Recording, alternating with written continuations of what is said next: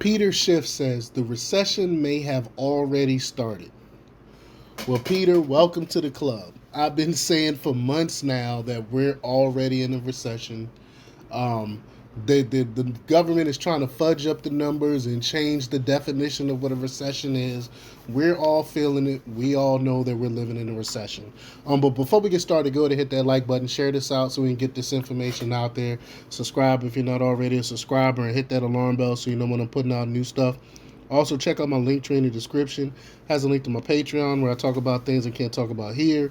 There's also a link to my Instagram and my merch store. Also, check out jjthepsychotherapist.com for news as well. All right, let's talk about this news.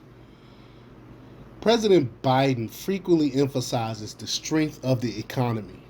Federal officials are reporting a robust expansion of the economy. Peter Schiff remains skeptical of this narrative, and so do I.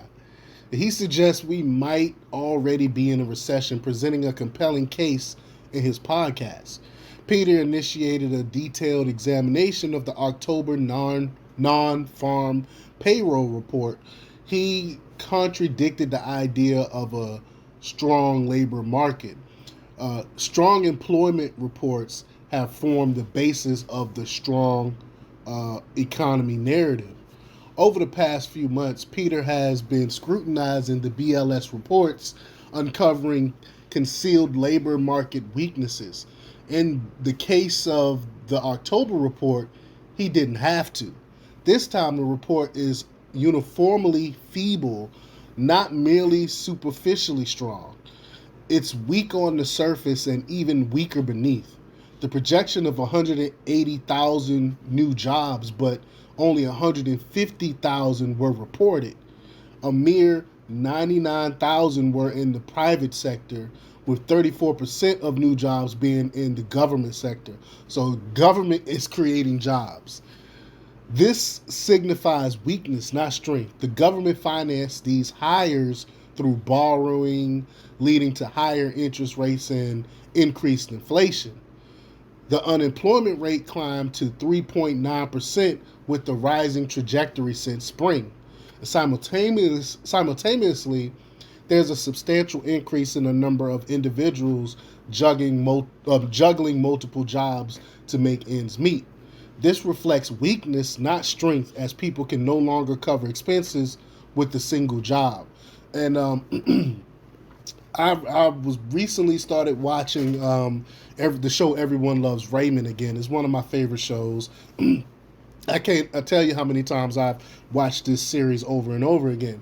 But in the series, the character Ray, he plays a sports writer, and he was talking to a baseball player about how much the baseball player was making, and he was like, "So how much do you make?" And he was like, "I'll make about $50,000. Now, this is back in '93, I think '94.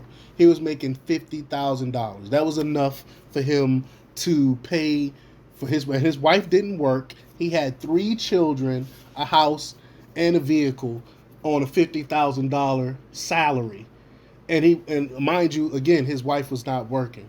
So that tells you how bad things are now, when not only one person in the household cannot cover an entire house, everyone in the house have to work. And not only everyone in the house have to work, they have to have multiple jobs to make ends meet under Biden's economy. Well, Peter posits that the economy might already be in a recession, which I already said we are, with the recent job report being an indicator.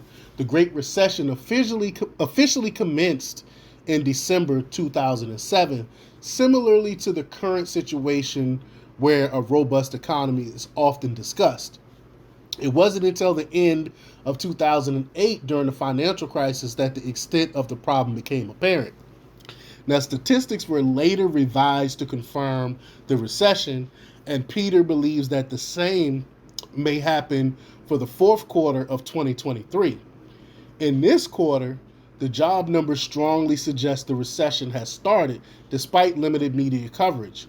In his podcast, Peter also dissects the recent Federal Reserve meeting and the decision to maintain the rate hike pause. And it's going to get a lot uglier, folks, especially when the holidays come around. I think that's when they're really going to start admitting the trouble that our country is in and how we're in a deep recession. And we've been in a recession that they've been downplaying for many months now. But let me know what you think. Leave your comments down below. Like, share, and subscribe. And check out jjthepsychotherapist.com for the latest in news. Until next time, peace.